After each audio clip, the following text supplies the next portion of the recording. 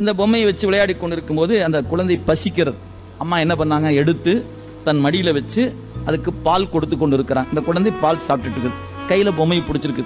அந்த பொம்மை அப்படியே லேசா கீழே விழுந்துருச்சு. இந்த குழந்தை கையில தேடுது பொம்மைய.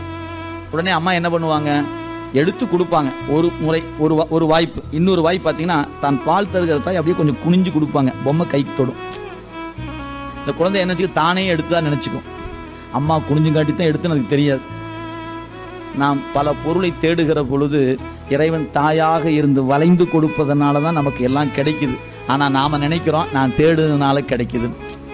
இல்ல, அவன் வளைஞ்சு கொடுக்கறான். ஏன், இவன் அந்த பொருளை தேடுவதில் பாலை சாப்பிட விட்டுரு குழந்தை.